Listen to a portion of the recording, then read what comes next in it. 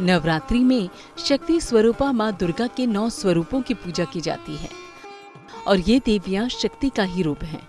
माँ दुर्गा को आदि शक्ति, भवानी, अन्य कई नामों से जाना जाता है। लेकिन सबके मन में यही सवाल हो सकता है कि माँ दुर्गा की उत्पत्ति हुई कैसे। पौराणिक कथाओं के अनुसार माँ का जन्म दैत्यों के विनाश के लिए हुआ था। माँ दुर्गा के जन्म से लेकर उनके युद्ध में विजय पाने तक शक्ति के अनेक रूपों के बारे में हिंदू शास्त्र बताते हैं।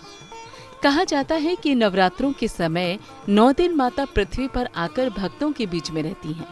इसलिए माँ को खुश करने के लिए भक्त विधि विधान पूर्वक आरती, पूजा एवं दुर्गा सप्तशती का पाठ करते हैं।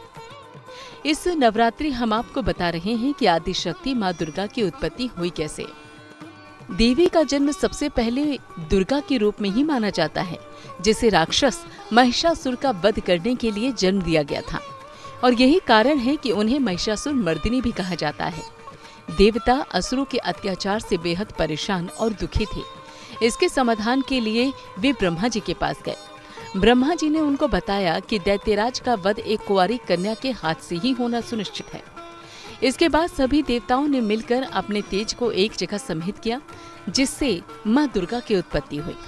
नवरात्रि में पूजा के 9 दिन ही क्यों?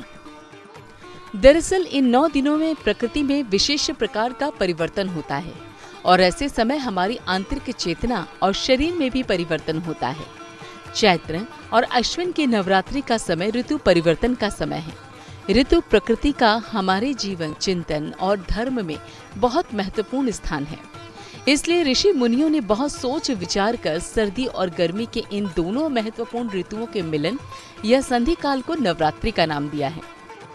यदि आप उक्त 9 दिनों अर्थात साल के 18 दिनों में अन्न का त्याग कर भक्ति करते हैं तो आपका शरीर और मन पूरे साल स्वस्थ और निश्चिंत रहता है। नवरात्र के वैज्ञानिक महत्व।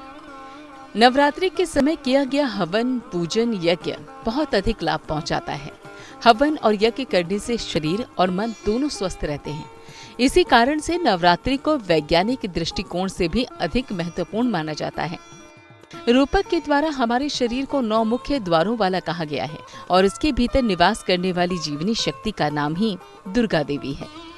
इन मुख्य इंद्रियों में अनुशासन, स्वच्छता, तारतम्य स्थापित करने के प्रतीक रूप में शरीर तंत्र को पूरे साल के लिए सुचारू रूप से क्रियाशील रखने के लिए 9 द्वारों की शुद्धि का पर्व 9 दिन मनाया जाता है।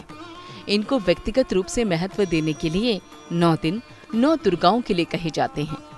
हालांकि शरीर को सुचारू रखने के लिए सफाई या शुद्धि प्रतिदिन तो हम करते ही हैं, किंतु अंग प्रत्यंगों की पूरी तरह से भीतरी सफाई करने के लिए हर 6 महीने के अंतर से सफाई अभियान चलाया जाता है, जिसमें सात्विक आहार के व्रत का पालन करने से शरीर की शुद्धि, साफ सुथरे शरीर में शुद्ध बुद्धि, उत्तम विचारों से ही उत्तम कर्म, कर्मों से ही सच चरित्रता और क्रमशः मन शुद्ध होता है। क्योंकि स्वच्छ मन मंदिर में ही तो ईश्वर की शक्ति का स्थायी निवास होता है।